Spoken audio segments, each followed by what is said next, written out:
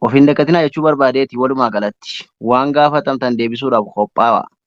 Waan gaafatamtan yoo hin deebisne immoo akka isin nu hordofaa hin jirre akka nuti barnoota isin barsiisnurraa laafnu akka nun taasisne jechuu barbaadeeti walumaa galatti. Asumaan gara darsii keenyaatti yoo seennu Bismillahi Irrahmaani Irrahiim. Alhamdulillahi Rabbil Aalamiin. الصلاة والسلام على قاعد الغر المحجلين نبينا محمد وعلى آله وأصحابه أجمعين. أما بعد السلام عليكم ورحمة الله وبركاته. درسي كين إرشاد عمل أصول ومحمد بجدم كدكتور صالح الفوزاني لأن ألفمه فولا شنتمي سدت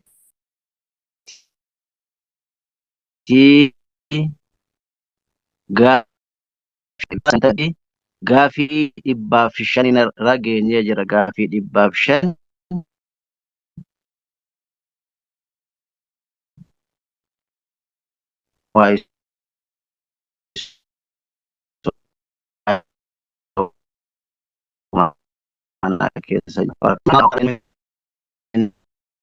badhaasuutiin eegallaa.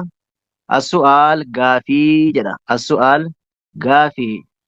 ما هي مال النيجرة إعذار المبيحة للفطر في نهار رمضان جرى مال جرى وزرين رمضان كيس قجا فطروا نماف إيجممو ما النيجرة ركون كم بقاتو تاتي قجا رمضان كيس فطروا كيستي لو كان قبلتي بني آدم rakkoon kan bakkaatu faxaruu guyyaa ramadaana keessa rakkoon jiru maa inni jedha. Waan uzurii namatti ta'u jechu. Barakallahu fiikum wa jazakumullahu khairan. Al-i'daaru al-mubiihatu lil-fixri rakkoon faxaruu namaaf bakkaasiftu fi ramadaana jechuun fi nihaari ramadaana jenna sitti illee baatii ramadaana guyyaa arba'atun afurii jedha. Lakkoofsa sadiin ol baaguuta afurii jedha. Afur rakkoon ramadaana keessa nama faxarsiisu rakkoon rabbiin irratti nama hin qixaanne guyyaa ramadaana keessa nyaachuu dhugu waa afurii jedha. Al-uulaa isiin duraa al-maradu dhukkuba. Namni yoo dhukkubsatee jedhe nyaachuun dhuguun hin baqqahaa jechuudha. Dhukkubni gosa lama: dhukkuba hamaa, dhukkuba guddaa. Dhukkuba guyyaa guutuu immoo nyaataaf dhugaatii irraa yoo citan nafsii namaatiif sodaachisu malee akkasumatti dhukkubaalee xixiqqoo mataanna dhukkuba jedhanii dhukkubaalee xixiqqoodhaaf horuu osoo hin ta'in namni sun dhukkuba jabaa qabaatee namni sun guyyaa guutuu ganamarraa hanga galgalaatti nyaatarraa yoo of qabee yookaan nyaatarraa hafee nafsii isaatii yoo sodaatame jechuudha malee dhukkuba xixiqqoo miti. Gaafa nafsii isaatii sodaatame namni dhukkubsataan biyya yoo jiraate illee nihaara ramadaanaa keessa hin nyaataa hin baqqahaa jedha. Gaafa gartee fayyee kafala jechuudha. Gaafa fayyee kafala hanga fayyutti immoo qadaan isa irra hin jiru. Ramadaana keessa duus falaa shay'a alayhi. Xayyib awil kibaruu ammallee wanni uzrii nihaara ramadaanaa keessa baqqahuun namaaf argamu manguddoota dubartiirraa dhiirarraa namni umriin isaa deemee qaamni isaa hirratee guyyaa guutuu nyaataaf dhugaatii irraa yoo dhiise lubbuu isaatiif sodaatamu sun maal godhaa hin soomanu nyaataa jechuudha. Miskiina nyaachisanii sittiina miskiinaa jecha qadaan isaa sanumanni. Qadaan isaa sanuma malee waan irraa fayyuu qabu dulluma irraa waan fayyuu qabu. Kanaafuu inni guyyaa irraa miskiina nyaachisa jedhu miskiina tokko tokko guyyaa tokko 60 nyaachisu illee falaa haraja alayhi. Alladhii yashuqqu alayhim as-siyaam isaan sun lammanuu kajara irratti soomanii hammaatuu jedhedha kun asitti adda baase. Yashuqqu ma'ahumaa as-siyaamu dhukkuba soomanii wajjin jabaatuu fi akkasuma dulluma soomanni waliin jabaatu jedhe. Dulluma xixiqqishoo ka gizee nama beelessitu otoo hin taane dulluma nyaatarraa guyyaa guutuu yoo afan dhugaatiirraa yoo afan lubbuu namaarratti dararaan sodaatamu inni kunillee cuduriidha jedhe. Afur keessaa tokko jedha. Kun cudurii soomana keessa guyyaa argamudha jechuudha. Harkan silaa hundinuu haraamatti inni malee bakkaadha. الثانية إني لما فاركون صومنا كهسا قيانا مفرسيسو السفر إيمال ديمو آجر وإن كنتم جدير ربين كينيا يو إيمال كهسا تاتني وياسنا نيات داجر كوني سالة لما ندارمو قبا يو إيمال سن كهسا deebuun namatti guddatee beelli namatti guddatee karaa nama deemsisuu yoo dadhabe malee akkasitti zimibiloo ala manaa bayra jedhanii akkasumatti foroon hin ta'u jecha inni illee sadarkaa lamaan ilaalama. Soomanni sun isarratti yoo ka jabaatu ta'e hin fura jechuu yoo irratti hin jabaanne yoo hin furuu jechuudha. Liqawlihi ta'aala wa an tasuumuu khayrun lakum jedhe. Deemanuma keessa immoo yoo dandeessan isin soomanuutu isiniif caalaa jedha Quraanichi. Kanaafuu gaafa namatti nammaan mala keessatti illee soomanan rakkoo hin qabu. Yoo namatti hammaate immoo ni furanii gaafa biyyatti deebi'an guyyaa sana kafalanii jechuudha. Xayyib. Athalitha sadaffaa irra geenyee jira. Sadaffaanii alhaydhu xurii qabaatuu awwin nufasaa'uu dhiigni dayaa jiraachuu si sadaffaa irraa kun dhiirri keessaan qabu dhuunfaa dubartiitii jechuudha. Dubartiin tokko haydii waggaa qabdu yookaan xurii waggaa qabdu udrii isiidhaaf tahanii haara gartee soomanaa jechuudha. Udrii isiidhaaf taha wanjalli isiirra hin jiru guyyaa sana hin soomantu hin nyaattillee hin dhugdillee lubbuu ofii hin qabdu. Muraa eeggachuuf jecha yookaan hoo sumayyoonni reef haydiin itti dhufan jecha lubbuu ofii qixaaxu hin qaban.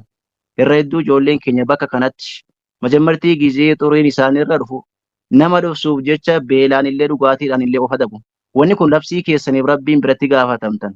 Kan isinirra kaahee rabbi, kan isinitti fides rabbi, ilma namaa tokko saalfachuun hin jiru. Nyaadhaa dhugaa guyyaa sana labsii keessaniin qixaaxinaati. Guyyaa biraa soomantani. Sumayyoonnis akkasuma dubartoonni tokko waan akkasiin saalfatu. Wanni saalfatan tokko hin jiru kenna rabbiiti. Rabbiitu isin bira kaa'e waan ta'eef soomanni keessan guyyaa sana hin jiru waan ta'eef lubbuu keessan agabsitanii beelessuun isinirratti wanjala. Khayrii isiniin qabu sharrii isinii qaba malee. Kanaafuu nyaadhaas dhugaasii isiniin jenna baarakallahu fiikum guyyaa haydii lakkoofsa isinitti dhufte jechuudha. Awwin nufasaa takkaahoo dubartii deessee hammallee dhiignirraan dhaabbanne jechuudha. Sunillee cuduriidha hanga dhiignirraa dhaabbatutti soomanuu hin qabanii. Uzuriidha gizee sanaa fi gizeen irraa dhaabbatee soomananii jechuudha. Xayyib salaata waan gartee gizee haydii keessa darbe hin kafalti? La falaa shay'a alayhaa. Akkasuma gartee soomana hin kafalti? Hin kafalti. Soomana kafalti malee salaata hin kafaltu. Ajaa'iba rabbii ta'e rabbiin hukumii itti godhu bakka kanatti. Salaata sin gaafachuu dhiise soomana sin gaafachuu rahmatummaa rabbii keenyaati. Jalla jalaalu. Arraabi'aa arfaffaa wanni udrii ramadaana keessa guyyaa faxaroo namaaf bakkaasisu alhamluu jedha.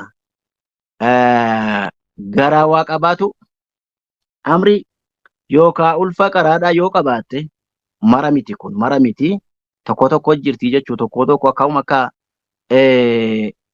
duruma kana garaa sitti waa argameen ka dhukkubsatu jechuu ka lafaa ka'uu hin dandeenye hin jirti gaa wal caalti dubartiin tokko akkuma bishaan garaatti argameen hanga gaafa deessuutti ka ciisa firaasharraa hin kaane jira tokko morabbiin isiidhaan laaffisee utuba tokko dadhabbiin isiitti hin beekamin ka'uma isiin deesse qofaatu argama jechuu gaafa gartee dadhabbiin isiirratti hin argamne yoo soomantellee rakkoo tokko hin qabdu jecha gaafa ulfaaf eeyyamamu gaafa gartee isiin isin miidhamti daa'imnis garaatti miidhama gaafa sodaata miidhama akkasumatti garaatti waa qabataniif hin nyaatu jechuu miti baarakallahu fiikum.